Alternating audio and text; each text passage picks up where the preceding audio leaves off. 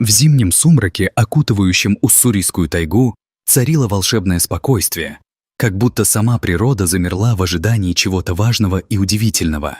Деревья, покрытые пушистыми снежными шапками, стояли неподвижно, словно охраняли секреты зимы.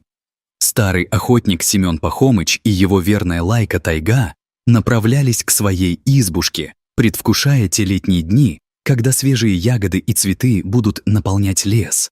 Но сейчас они ощущали спокойствие и тепло, закутанные в зимний холод. Холодный ветер шевелил снежные подушки под их ногами, и каждый шаг отдавался эхом в тишине, словно напоминание о том, что зима полна своих загадок и чудес. Вдруг Тайга, почувствовав что-то необычное, насторожилась. Ее уши резко заострились, и она залаяла, услышав странный звук, который прерывал зимнюю тишину, срывая ее из спокойного существования. Пахомыч также насторожился. Его внимание сосредоточилось на звуке, который напоминал ему о чем-то тревожном. Он прислушался и вскоре различил человеческий плач, доносящийся из глубины тайги, что вызвало у него глубокое беспокойство. Тревога расползлась по его телу, напоминая о той ответственности, которую он нес. И он решил проверить источник звука, ощущая, как сердце стучит быстрее, грея его решимость. Пахомыч и Тайга, сближенные общей целью, пробирались к Медвежьему углу, мрачному месту с историей беглых каторжников, местам, пропитанным трагедией и страданиями, где даже природа, казалось, запомнила голоса мученных душ. Чем ближе они подходили, тем громче становился плач, и вскоре он наполнился детскими нотками, которые резонировали с глубокой заботой в сердце Пахомыча. Это было знаком, что им не следует отступать назад, и что они обязаны разобраться с этим таинственным звуком. Каждый новый шаг приближал их к разгадке, которому предстояло стать точкой поворота в их жизни. Когда они, наконец, приблизились, Пахомыч наткнулся на медвежонка, лежащего в снежной яме, беззащитного и одинокого. Взглянув на него, он осознал ответственность. Его мать либо была убита, либо оставила его, бросив на произвол судьбу в это нещадное зимнее время. В это мгновение к горлу Пахомыча подкатил комок, и он почувствовал, как в нем вспыхнуло сострадание и желание спасти эту жизнь, осознавая, что этот малыш не должен погибнуть в природе, непреклонной и суровой. Напряжение наполнило воздух, и он понимал, что если не вмешается прямо сейчас, медвежонок не выживет. Так что не оставалось другого выбора. Опуская ружье и отказавшись от охоты, Пахомыч, глядя в беззащитные глазища медвежонка, почувствовал, как в нем пробуждается желание спасти это создание любой ценой. Тайга подошла ближе, и ее верный нос обнюхал медвежонка, который не сопротивлялся, словно зная, что его спасение пришло. Внутренние конфликты и сомнения постепенно покидали Пахомыча, и, собравшись с силами, он принял решение. Он должен согреть медвежонка и бережно понести его к избушке, полагая, что именно это будет правильным поступком в данной ситуации. Это был отчаянный, но, возможно, единственный способ избавить малыша от неминуемой гибели. Путь к избушке казался Пахомычу долгим и мучительным. Кажется, что расстояние только увел от него всех его моральных законов. Он боролся с сомнениями и внутренними конфликтами, с чувством необходимости спасти малыша, угнетенным холодом зимы. В такие тяжелые моменты его верный друг Тайга подбадривал его, часто останавливаясь, чтобы обнюхивать снег и ориентироваться по природным приметам, давая уверенность своему хозяину в том, что они движутся в правильном направлении. Он чувствовал поддержку, проникая в мир просторный и бескрайний, который их окружал. Прибытие в избушку стало моментом надежды и ожиданием новой жизни. Пахомыч так бережно занес медвежонка внутрь, что в печи сразу разгорелся огонь, как будто сама природа поддерживала их попытки спасти жизнь. Он пытался напоить малыша теплым молоком, обнимая его, чтобы согреть, и надеясь сделать все возможное для его спасения. Время замерло, когда они встретились взглядом. Каждая секунда была наполнена свершением и тем моментом, когда жизнь и смерть находились на одной чаше весов. Когда медвежонок, наконец, сделал первый глоток молока, Пахомыч почувствовал, как надежда вновь вспыхнула в его сердце, как будто пробуждаясь от долгого сна. Каждый новый глоток придавал ему силы, а крепкость его кулака, держащего чашку, говорила о его готовности идти на все ради этого маленького существа. Он продолжал поить медвежонка и заботливо согревать его, привязывая к себе маленькое создание, которое оказалось таким уязвимым в этом мире дыхания и голода. Тайга сидела рядом, преданно поддерживая хозяина своими большими добрыми глазами, и в этом неимоверном сочетании чувств мир вокруг становился полнее и теплее. Ночь окутала тайгу, мороз усиливался, и Пахомыч боролся за жизнь медвежонка так, как никогда не боролся за свою добычу. Это была сюрреалистическая картина, полная контрастов. Суровый охотник, ставший защитником, напряжение борьбы между дикой природой и человечеством, стремящимися хоть немного объединиться.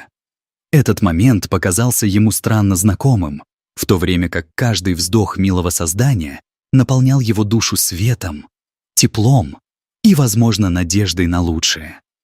С первыми лучами солнца наступило утро в избушке. Пахомыч, не спавший всю ночь, проверяя состояние медвежонка, с нетерпением ждал, когда тот откроет глаза.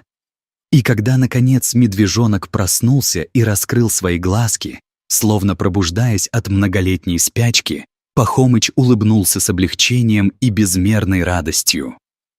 Спонтанно он нежно назвал его Мишкой, наполняясь радостью от своей находки и чувствуя, что именно так, без сострадания, не должно происходить в их прекрасном доме под лесом. Пахомыч, глубоко проникая в эту новую жизнь, почувствовал, что он стал нужным, и его одинокая жизнь обрела новый смысл через заботу о медвежонке. Он ухаживал не только за маленьким Мишкой, но и за козой Зорькой, придавая обоим теплоту и любовь, которые они скучали раньше. Избушка, некогда тихая и уединенная, превратилась в настоящее медвежье логово, полное смеха и удивительных открытий. И Пахомыч понимал, что он не одинок. Его мир наполнился новым светом. Радостные игры с медвежонком и Зорькой наполнили сердце Пахомыча теплой любовью и светом. Он мастерил игрушки для медвежонка и рассказывал сказки, творя вокруг атмосферу дружбы и заботы, когда каждый момент оказывался уникальным. С каждым новым деньком настроение в избушке укреплялось, и в эти моменты он чувствовал, как гармония утопает в тишине, когда нет ничего, кроме радостного смеха и щебета. Тайга, его верная собака, с готовностью принимала медвежонка, и эта необычная дружба добавляла еще больше тепла в их обыденный быт. С приходом весны и распуском первых цветов и растений медвежонок подрос, и Пахомыч, понимая, что необходимо подготовить его к возвращению в дикую природу, стал обучать Мишку искусствам выживания, находить еду и избегать опасностей, которые поджидали его в тесном пространстве леса. Он знал, что пришло время позволить ему вернуться к своей настоящей семье, вновь на свободу и в дикий мир, где он по праву принадлежит и должен быть. Но даже осознавая всю необходимую полезность этого решения, он понимал, что, вероятно, оставит частичку своего сердца с этим маленьким существом. Решив найти медвежью семью для своего маленького друга, Пахомыч с энтузиазмом собрал информацию и отправился на поиски следов медведицы, предвкушая, что его информация приведет к успеху, а значит, вообще в самое сердце леса, полное таинственных событий. Однажды, споткнувшись обоими ногами в дерзком снегу, он нашел следы медведицы и двух медвежат, с замиранием сердца следуя за ними, пока не увидел, как медведица заботливо обращалась со своими детенышами. С каждой новой находкой внутри Пахомыча зарождалось огромное чувство надежды, и он взял на себя смелое решение попробовать воссоединить Мишку с его настоящей семьей. Вернувшись в избушку с тяжелым сердцем, полным надежд и тревог, он размышлял, как помочь медвежонку подготовиться к встрече с новой семьей. Он нежно гладил Мишку, передавая ему всю свою любовь и тревогу, поднимая в себе внутреннее волнение и облегчение. Ночью Пахомыч почти не спал, раздумывая над всеми деталями предстоящей встречи, когда каждое его слово стало маленьким обетованием о будущем, которое ждало за порогом на краю тайги, наполненной жизнью и дикими звуками. На рассвете, заботливо напоив Мишку, он аккуратно сажал его в плетеный короб, готовясь к финальному шагу, который определит судьбу их встреч и их дальнейшую жизнь. В глубине души он чувствовал волнение, зная, что с каждой минутой приближается момент истины, и это предстояло стать не только важным событием для них, но и, возможно, решающим моментом для его медвежонка.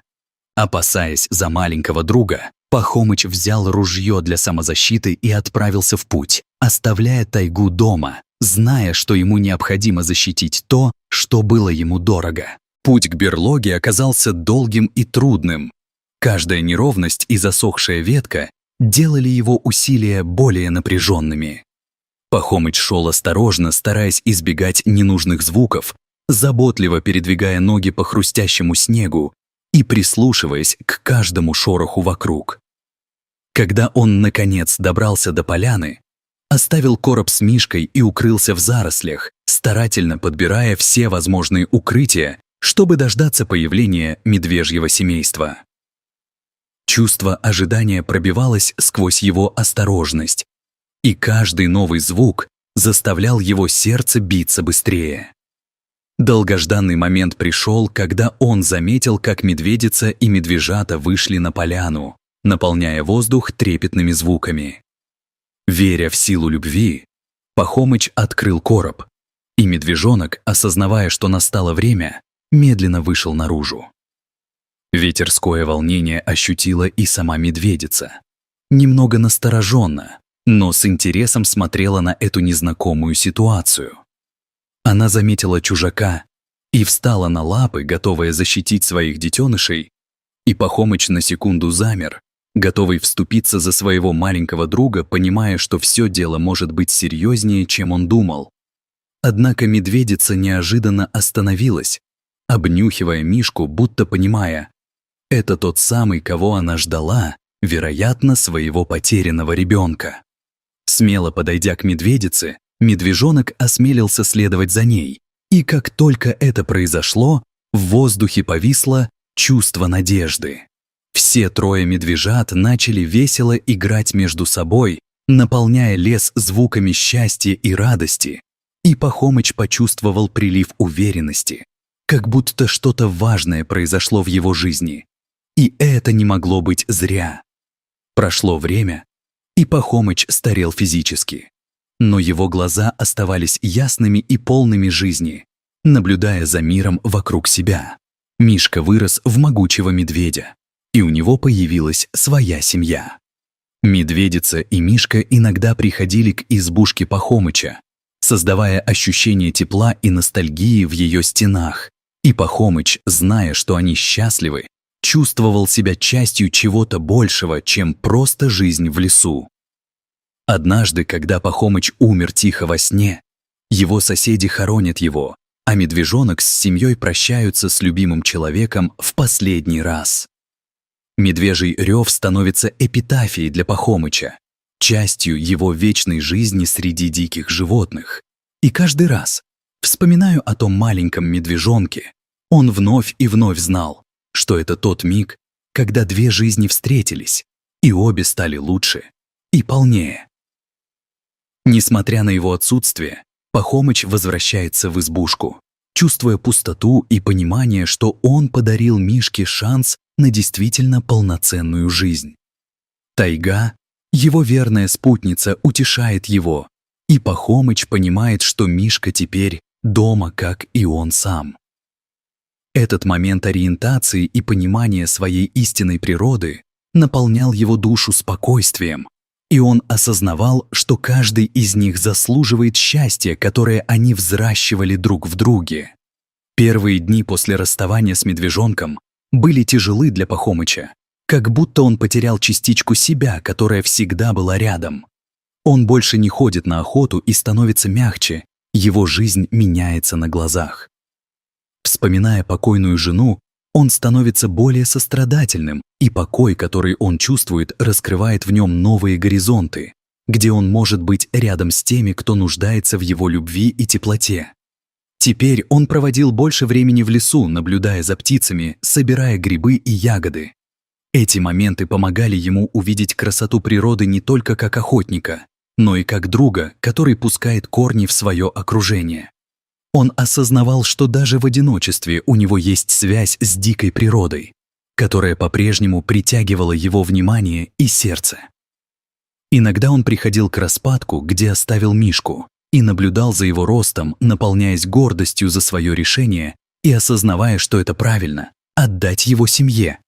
Когда он, наконец, заметил тот момент, что все с медвежонком в порядке, Пахомыч чувствовал удовлетворение и спокойствие, как будто все его тревоги развеивались, и он мог вздохнуть полной грудью.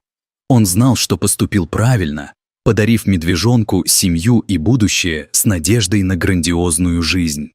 Прошло время, можно было легко усмотреть весну, лето и осень, и он готовился к зиме, согреваемый памятью о Мишке и всех этих чудесных моментах, которые создавали узор в его душе. Поздней осенью, когда трава уже начала схватываться морозом, он заметил следы медведицы и медвежат на снегу. Следы вели к знакомой поляне, где он снова удивленно увидел медведицу и 3 молодых медведей, которые, казалось, вызвали в его сердце ностальгию. Мишка, смотревший на Пахомыча с любопытством и узнаваемостью, наполнил его сердце радостью и теплыми воспоминаниями о встречах, которые когда-то казались опасными. Когда медведица сделала несколько шагов вперед и фыркнула, но не угрожающе, как будто в этот момент все время остановилось, и он, наконец, почувствовал глубокую связь с медведями, основанную на сострадании и доверии, которое они разделяли. Оно давало ему понимание, что связь между всеми существами, независимо от их размера или формы, будет упрочняться, когда мы понимаем, откуда исходит эта жизнь. Теперь он знал, что их любовь и забота не украдут ни мгновения его жизни, и от этого мир вокруг него заиграл новыми яркими красками. Наблюдая за этим трогательным моментом, Пахомыч понимал, что у него не осталось ничего больше, чем чувства. И вспомнив, что у всех есть своя жизнь, он принял решение отпустить их с надеждой на лучшее. Медведи постояли какое-то время, затем развернулись и вышли в лес. Мишка, обернувшись, долго смотрел на Пахомыча, оставляя в его душе ощущение одновременно печали и гордости. Эти чувства переполнили его, перерастая в осознание того, сколько нужно отдать ради жизни, которая важна. Возвращаясь домой с грузом воспоминаний и впечатлений, Пахомыч чувствовал себя полным и живым, как будто все на свете соединено невидимой нитью, которая держала их вместе даже в разлуке. Зима была суровой, но он не чувствовал себя одиноким, зная, что Мишка и его семья рядом, и это придавало ему сил. Он часто находил следы медведей у своей избушки, оставляя в мире знаки неизменного присутствия любви и заботы. Однажды, глядя на медведей, стоящих на вершине холма, и помахивая им рукой, он вновь чувствовал себя частью великого единства. Медведи скрылись, будто отвечая на его приветствие. В этот миг он понял, что у него есть друзья, которые поддерживают его, и это знание наполняло его сердце радостью и глубоким чувством удовлетворения. С каждым днем Пахомыч научился понимать язык тайги и ее обитателей. Каждый шорох, каждый след рассказывал ему свою историю, становясь частью его нового мира ощущения. Его жизнь обрела новую глубину и измерение. Его душа наполнилась любопытством, и стал прислушиваться не только к звукам природы, но и к собственным мыслям, мечтам и надеждам.